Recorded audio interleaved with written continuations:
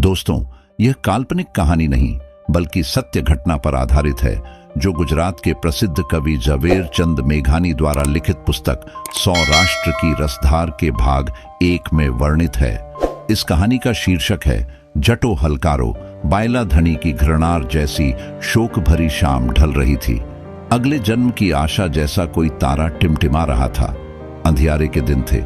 ऐसी ढलती शाम के समय आंबला गांव के चौरा पर ठाकुर जी की आरती की राह देखी जा रही है। छोटे छोटे बच्चों की टोली जमा हुई है। किसी के हाथ में चांदी जैसी चमकती कांसे की घंटी है और कोई बड़े नगाड़े पर डंडा मारने की राह देख रहा है। शक्कर की एक एक गांगड़ी, नारियल की 2-2 करची और तुलसी के पत्तों की सुगंध वाले मीठे चरणामृत की एक एक अंजुलि बटेगी, इसकी आशा में ये बच्चे नाच रहे हैं। बाबा जी ने अभी ठाकुर जी के द्वार का दरवाजा नहीं खोला है। बाबा जी कुएं के पास स्नान कर रहे हैं। बड़े लोग भी इन नाचते बच्चों को बुलाकर आरती की राह पर चौरा के किनारे बैठे हैं। कोई कुछ बोल नहीं रहा। शाम अपने आप गहरी होती जा रही है। आज तो संध्या जरा भी खिली नहीं है। एक ने मानो शाम के न खिलने से बड़ा दुख हो ऐसा धीरे से कहा। दृश्य ही मानो धुंधला हो गया है। दूसरे ने अफसोस के साथ जोड़ा, कलयुग कलयुग, अब तो कलयुग में तारे भी नहीं चमकते भाई, कैसे चमके।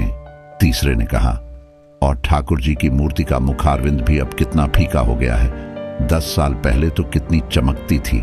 चौथे ने कहा। चौरा में धीमे स्वर में और अधमुंदी आंखों से बुजुर्ग लोग ऐसी बातें कर रहे हैं। उसी समय आंबला बाजार की ओर से 2 लोग आते दिखते हैं। आगे आदमी और पीछे स्त्री।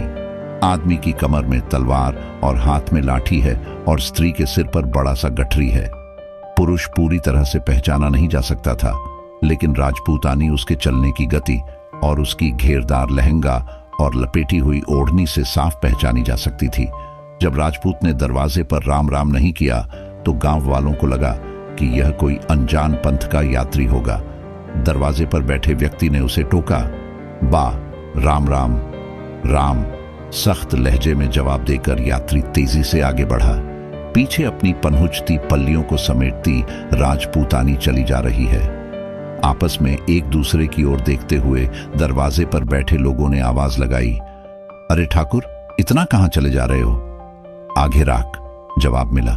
तो फिर भाई रात यहीं रुक जाओ ना। क्यों चिंता करनी पड़ेगी बा?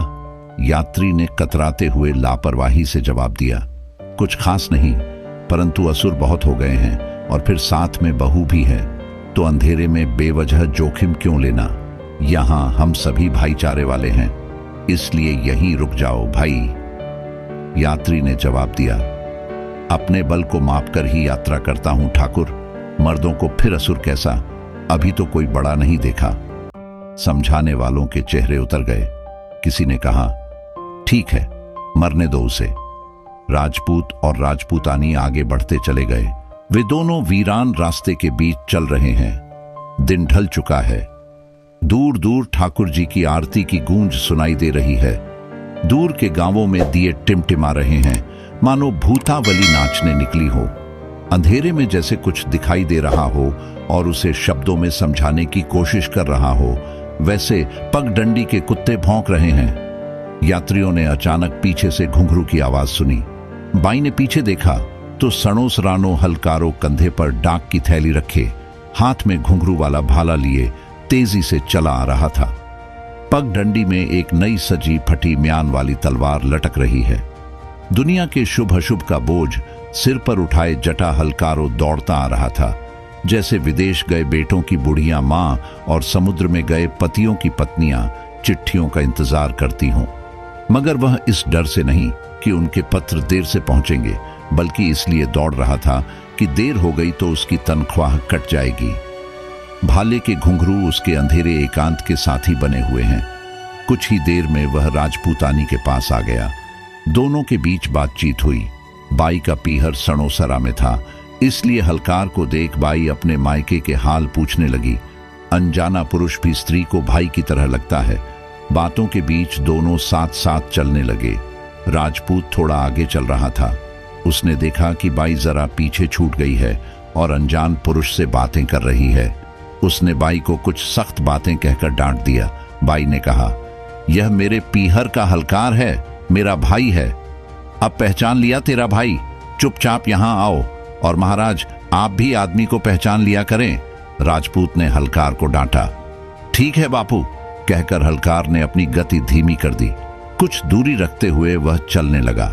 जहां राजपूत ने थोड़ी दूर आगे चल के नहर में कदम रखा, वहीं अचानक एक साथ 12 लोगों ने ललकारा, खबरदार, तलवार नीचे रख दे। राजपूत के मुंह से गालियां निकल गई, लेकिन तलवार म्यान से बाहर नहीं निकल पाई। आंवला गांव के पहले से तैयार बैठे डाकुओं ने आकर उसे बांध दिया और दूर फेंक दिया। अरे बाई, गहने उतारना शुरू कर दे, लुटेरों ने बाई से कहा। अनाथ राजपूतानी ने अपने शरीर से एक एक गहना निकालना शुरू किया। उसके हाथ, पैर और छाती उघड़ने लगे। उसकी कोमल पतली काया को देखकर डाकुओं की आंखों में वासना भड़क उठी। जवान डाकुओं ने पहले तो जीभ से मजाक उड़ाना शुरू किया।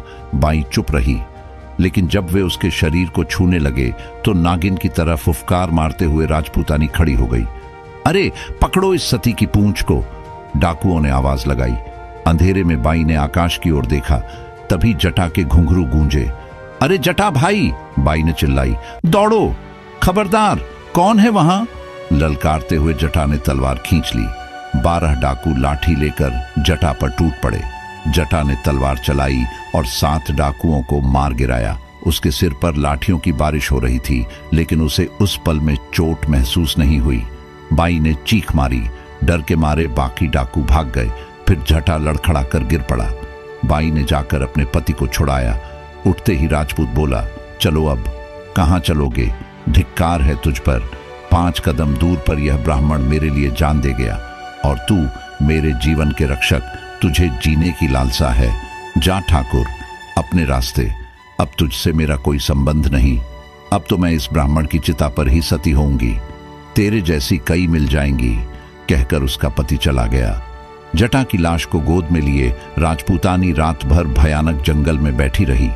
सुबह होते ही उसने आसपास से लकड़ियां इकट्ठी की, चिता सजाई और जटा की लाश के साथ चिता पर बैठ गई। उसने आग जलाई, दोनों जलकर खाक हो गए। फिर जब उस कायर पति के जैसी शाम उदासी से ढलने लगी, तो जटा की चिता के अंगारे धीरे धीरे बुझते हुए चमक रहे थे। आज भी आंवला और रामधरी के बीच उस नहर में जटा का स्मारक और सती का पंजा मौजूद है।